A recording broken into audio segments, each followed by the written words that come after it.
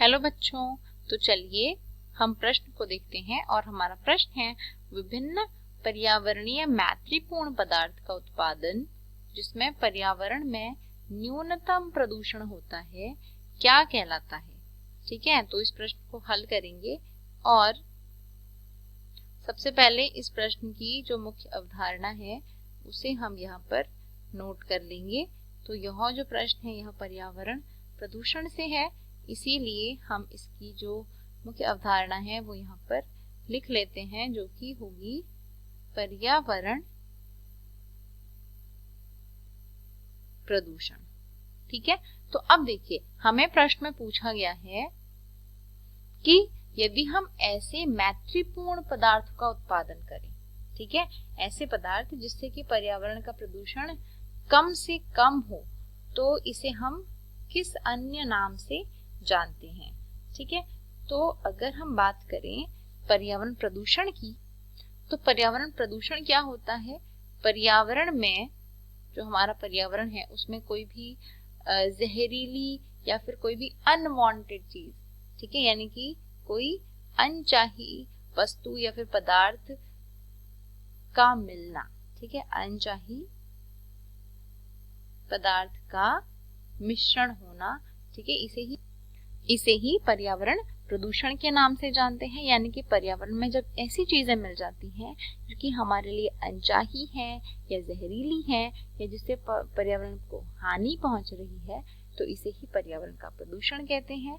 अब इस प्रदूषण को कम करने के लिए कुछ ऐसे मैत्रीपूर्ण पदार्थ जो है हम बनाते हैं जिनके द्वारा क्या हो, पर्यावरण का प्रदूषण कम से कम हो। ठीक है, तो इन्हें हम क्या कहेंगे, तो इस पूरी केमिस्ट्री को या इस पूरे रसायन को हम कहते हैं ग्रीन केमिस्ट्री या ग्रीन रसायन। ठीक है, या इसके अलावा जो इसका दूसरा नाम है वह है सस्टेनेबल रसायन। ठीक है, या फिर सस्टेनेबल केमिस्ट्री जो है इसका दूसरा नाम है। ठीक है, अब ऐसा इसको क्यों कहते हैं। ठीक है, ग्रीन रसायन और सस्टेनेबल रसायन का क्या अर्थ है। ठीक है, तो ग्रीन रसायन का अर्थ है जब हम ऐसे पदार्थों का इस्तेमाल कर रहे हैं हमारे पर्यावरण में जो कि पर्यावरण के लिए नुकसानदायी नहीं है, कम से कम नुकसानदायी है या फिर मैत्रीपूर्ण है, उन्हें ही हम उनकी जब हम पूरी स्टडी करते हैं, इसको जब हम पूरे तरीके से जो है इनका लेखा जोखा रखते हैं, तो इस पूरे स्टडी को हम ग्रीन रसायन या फिर सस्टेनेबल रसायन कहते हैं। ठीक है, और साथ ही एक और शब्द आता है जिसको हम कहते हैं इको फ्रेंडली।